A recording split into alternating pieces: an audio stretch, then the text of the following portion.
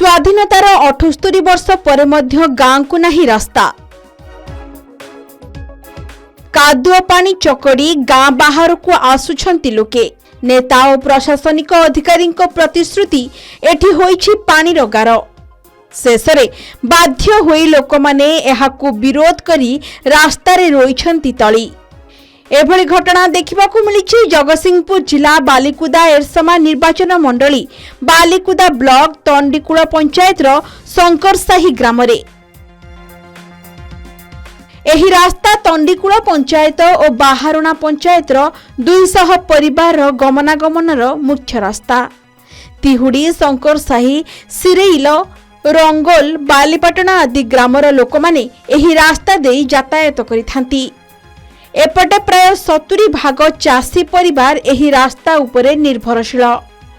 वर्षा असराय हेले बाहर को बाहरिबा लोकमानंक पई एठी स्वप्न पलटि जाए छोट पिला माने अंगनवाड़ी स्कूल जाई परंती नाही रोगीटीए मध्य बाहर को बाहरी पारे नाही टिके मेडिकल जिबा पई आमे घरु बाहरी पारुनु एपर्यंत आमे रास्ता रे भी धान रुया को बाध्य हेलु आमे पिला माने घर बाहर पाने स्कूल जाई परनाती डेलीवरी पेसेंट गोटा होता टेकी टेकी नहीं निबाको गाँ को मंडू जीवा टेकी नहीं होउची रोगी लोक राति रे हम घर हारबो केमिति कोन प्रकार हम साहाय्य करछन सरकार हमकु हम की परिवार हम पड़ीछु घर भीतर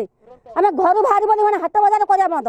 आपण को डाकियार बा आपण को जरिया रे एतिकी सरकार को अनुरोध करिवु जे हमर ग्रामर रास्ताटी 30 दीर्घ 30 वर्ष धरी ए रास्ताटी माटी रास्ता ही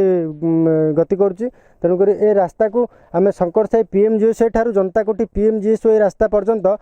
2 किलोमीटर विशिष्ट रास्ता को आम सरकार को अनुरोध करुचु मुख्यमंत्री सड़क योजना माध्यम ए रास्ता को कार्यक्रम आरंभ करते बा रास्ता को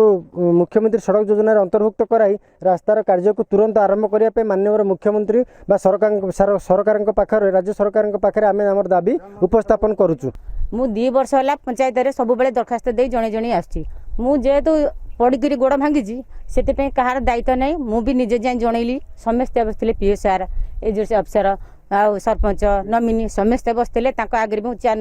डबल चेयर कर बसली समस्त जन 21 जन वार्ड मेम्बर कहली चल आम रास्ता देख जे मु कौ परिस्थिति मु तो निजे पढ़ी से पढ़ते मो द्वार मुझे आसते हैं जे मु पढ़ी आपण मैंने चलते देखिए हाँ समस्ते बुझे कहले चल जा कलेक्टर कथी सब भाई मैंने मत कहले तापर 100 माने अति कम रे 50 पिला आउचंदी ट्यूशन होबा को डेली सेती ताकर पाठ पढ़ा बंद हला तेबे शंकरसाही प्रधानमंत्री ग्राम्य सड़क योजना रास्ता ठारू जनता कोठी ग्राम्य सड़क योजना रास्ता पर्यंत जोड़ी होइथिबा एही रास्ताटी अति दयनीय अवस्था रे रहिछि 2012 मसीह रे एही रास्ता रे किछि माटी काम और 2014 मसीह रे बाहरर सांसदक पांठिरू किछि मोहरम पड़िथिला एही बाबदरे स्थानीय लोक माने राजनेता जिला प्रशासन मुख्यमंत्री अभियोग प्रकोष्ठ रे अभियोग करथिले मध्य फल सुन पिलामानंक पाठपढ़ा रोगी मानंक समस्या गमनागमन असुविधा दे गति करुछंती लोक माने मो पिला ठार देखी आसी ये प्रधानमंत्री सड़क योजना रे जो रास्ताटी आसीथिला ये एठू शंकरसाही ग्रामर मुख्य रास्ता ठारू जनता हाई स्कूल पर्यंत रास्ताटी अच्छी तेणु ये रास्तार परिस्थिति वर्तमान एमती अच्छी पिला माने स्कूल जाई पारना कौन सी मेडिकल रे पेसेंट मध्य जाई पारना आमे मध्य एठी जाई पारनु देखंतु मीडिया भाई को कहबी देखंतु आमे समस्त एठी तळी रोइलु ये रास्तार